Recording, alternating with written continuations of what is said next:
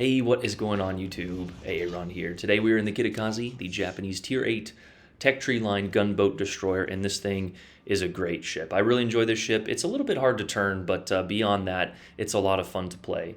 If you guys have played the Akazuki or watched, other gameplay, you will know that you only have one torpedo launcher, but you do get 6 torps, and we are actually running a little bit of a unique build, I guess. Basically, I don't have the third upgraded slot put on this ship, as the torpedo upgrade actually decreases your range while giving you the faster screamer torps, as someone recognizes me there or just wanted to shoot near me. But that Richelieu actually has a great game, so shout out to him. In the meantime, though, I'm going to be going over a few things in this game, and that torpedo upgrade module slot, I go over it at the end as well as my build, so make sure you guys stay tuned for that. I will also timestamp that down below, so if you guys want to run the longer range torps, which I recommend, you can get those. In today's video, though, guys, we are going to be going over destroyer strategy and highlighting the strengths and weaknesses of the Kitakaze here. She's a very good destroyer, great DPM, decent torps, only one rack though, but very sluggish in maneuverability. So be careful. I've eaten a lot of torpedoes in my Akazuki. In the meantime, though, if you're looking at strategy, the C cap was ticking, and the third ship just got spotted at A, so that tells us there's a destroyer at C, and most likely one at B. The game usually spawns destroyers opposite each other, but not always, so just keep that in mind. Now, the next question would be determining which destroyer is on this side. We can see that 2 sets of torpedoes are going through C, and I'm pretty sure the Hayate can run a reload booster, but I did notice a smoke screen over there, so I don't think it was that. It could have been the torps from the Suzuya. But regardless of that, we have a Richelieu coming in out here, and it looks like our twist and track is the Richelieu, but as I've mentioned before, when ships are in front of other ships, just pay attention to that. So if we have another ship that is closer than 12 kilometers, that could tell us if there is something in front of that Richelieu, and there actually is. We do have a Lightning, and knowing that the Lightning has a 3.2 or 3.3 sonar, a short range sonar, which he can kind of catch us in. And right on cue comes the single fire torpedo, and there is the Lightning with actually a very decent concealment of around 5.1. You may think I panicked my smoke here, but I actually did not. As soon as I knew it was the Lightning, I want to draw him in. You can see he's coming towards me. Most British destroyer players go on the aggressive when they see a smoke screen, and we actually have good support. As we mentioned, this Richelieu probably recognized me, but regardless, he was a decent player and put himself in good position. Our Bayard, on the other hand, I'm not sure what he was doing, but the scoreboard kind of reflects that. And I'm not really stat shaming, but here comes this Lightning out of his smoke there, or detection, and we wanted to AP him, but he gave up angle. He is now angling us and shooting AP into that. You will get bounces. The AP, though, on broadside destroyers and even cruisers will wreak havoc. Those 100mm guns do full penetrations on lower caliber or less armored targets, and you will just be getting huge heaps of damage. So keep that in mind. The HE still does a decent chunk, and there's a point later in this engagement where I should have switched to HE a bit sooner. So shoot AP at broadsides, but keep the HE loaded in all other cases. But here's a little bit of a risky turn. There is that Lightning out there. He most likely did not get torpedoes off with the angle on his ship. You have to get fairly broadside in British destroyers to get your torps off. But just keep that in mind. These ships have a very bad turning radius, and I've eaten torps a few times in different games trying to maneuver and dodge.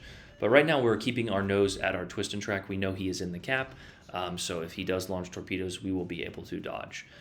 We have the AP loaded in case we catch that broadside, and here's the engagement I'm talking about. The Lightning pops up right at concealment. He is broadside. We do want to turn here, but we're also keeping in mind we're not doing a full turn. 2 reasons for that: torpedoes, and we don't want to give our broadside to him.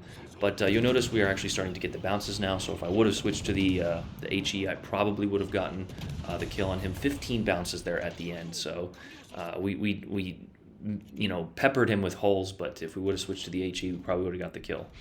In the meantime, though, he is still alive, so we want to avoid his hydro, which is why we are turning left. Also, turning left opens up our torpedo angles, which are also poor on this ship, to the Kansas. So If you'll notice, though, our Friesland goes down, and I think shortly after that, Bayard, who left our flank, also goes down. So 2 lessons to learn from that. Number 1, try and stay alive as long as you can in a destroyer, and this game is prime evidence of that. And number 2, don't abandon your flank. Like we mentioned earlier, the score that the Bayard gets is not ideal, and while we are not stat shaming in any regard, you will lose silver, by constantly dying quickly. You will not progress your ships any faster. You will actually progress them slower. But here the lightning comes out as we launch a set of torps on the Kansas, and our team does a decent job, that Richelieu, of killing the enemy cruiser, I think it was, to kind of even out this game. Now our team was down 3 ships, but now we're actually tied. So don't give up. And here is actually another little mistake I made. I wasn't paying attention that lightning did shoot at me, so I didn't think he had a chance to get his torpedoes off. And like we mentioned, if he would have launched those a little bit shorter, I probably would have eaten at least one, and that could have killed me. We have taken a decent chunk of damage from that engagement with the lightning, but a trade with a destroyer is still very good, and this boat is it's pretty easy to do that in. We go ahead and pop our reload booster here. Here's a great channel for torpedoes. Now, unfortunately, the Kansas actually speeds up. But the Brandenburg is heading right in line for that second set. And as we mentioned, the torpedo upgrade, I think the ones that I have on do the most damage, and it is pretty evident there by killing that near half health Brandenburg in 2 torpedoes. We know, thanks to the experts in my comments, that was not a dev strike because he didn't have at least half of his health, but dev strikes sometimes are funny to play with. In the meantime, though, we're trying to DPM and just constantly reset this Kansas because now we are undetected. So we don't want to waste our smoke in this situation. The smoke actually comes in handy a lot later on in this game.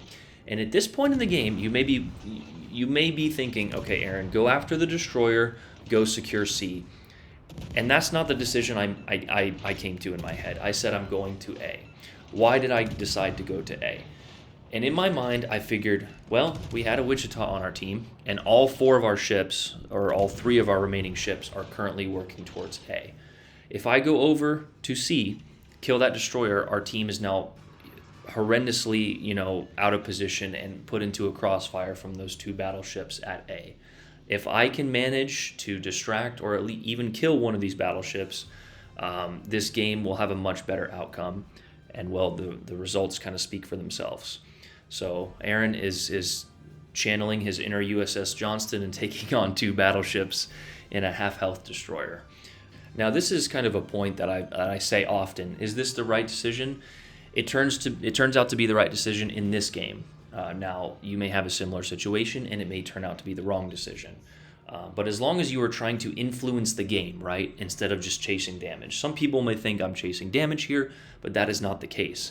If they cap this and then they get our crossfire, our broadsides, we're so far out of position. Now, you could make the argument that I could go help find the destroyer, kill him, get the C cap, and then come back to B cap, but I don't think that would have worked out this way. So, like we mentioned, not every game is going to be the same, and certain situations call for different, strategy approaches. But as long as you're thinking in terms of strategy, and my thought process here is reset the caps. Now, the cap looked like it was ticking very quickly, and it was. That's because there were 2 Richelieus in this cap, and they did exactly what I hoped they would, which is shoot. So now I am concealed in my smoke, which is why we saved our smoke for this engagement. And we are now free to rain resets and potential shatters onto these Richelieus. Now, the low caliber HE is going to do very little. We're trying to aim for superstructure. That's the only thing I'm going to be able to penetrate. But we are able to get fires, and with the amount of DPM you can put out, getting fires, even with your low fire chances, is, you'll be getting a decent amount of fires. I will say in these Richelieu's defense that this is probably a very frustrating situation to be in. An IJN destroyer with decent concealment is harassing you, and you have no way to spot him. But if you guys remember from the beginning of the game, one of those Richelieus did abandon the middle spawn and never shot at me once. If he would have supported his lightning, I may have less health than I do now, or even be dead. So the point remains to support the side you spawn on and shoot at destroyers. He gave no support to his teammate, so now, since we killed that lightning, he is reaping the benefits of abandoning his flank, which will be a permanent fire, as he did put out that single fire. Again, especially when there's a Japanese destroyer in front of you, never put out a single fire. But that is the permanent damage con and flooding on that Richelieu. And we actually pop our torpedo reload booster and just throw it in the channel. We are avoiding the second Richelieu, so we are mitigating the amount of people that can shoot at us while still trying to get as many resets and permanent fires as possible. A lot of people may not be paying attention to this positioning, but this positioning at the end, except for maybe one shot here, which comes later up, is nearly a masterclass in avoiding detection and getting those resets. We had, 4 or 5 resets in the beginning, and now we have 17. So, paying attention to islands, using island cover, etc., shooting, at the edge of concealment like we just did on that island is going to net you great results. And as a result, that Richelieu left the base and left his buddy, if that other guy did have will to rebuild, and he flooded out. So due to our efforts, we have taken out 1 battleship and avoided letting them get the capture point. So like I said, this would be a very frustrating situation to be in. But as we mentioned, if you don't support your team in their efforts to kill destroyers early on, and as we know, the later the game goes on, the more dangerous destroyers are, as there are less ships to spot you, unless pending an aircraft carrier. But at this point, I remember vividly playing, and I was like, every fiber in my being wanted to go guns hot here. But with how strong French HE can be, I didn't want to risk it. We did lose a little bit of health in that engagement with the lightning, probably more than I should have. But that is, you do have a decent health pool to play with, and we probably would have been okay kiting here. But again, I just wanted to make sure. If you'll notice the points, we have 2 caps, and we are up 200 points. And thank goodness for our Wichita, he played very well. He got that Hayate off the board, as I thought he would, or, he would at least be a radar threat to that Hayate, so the Hayate could not reign free. But he is now in a 1v1, so he could die, and if we die, then the game is over, regardless of our points. But this Richelieu decides to turn out. I can't blame him. He doesn't know where my torpedoes are. He doesn't know where I am. But he turns out, and because the Richelieu, ironically, has its guns on its front and not the back, like most French ships should. That's a little joke there. Sorry, Robin. I love you. We are now able to go guns hot. Now here I make a little bit of a mistake. I probably should have stopped shooting earlier, and I did want to get in range for torpedoes and also get potentially closer to A cap, as that Suzuya is ticking the C cap. And here I make a little left turn while I'm slowing down, and this guy actually drills me.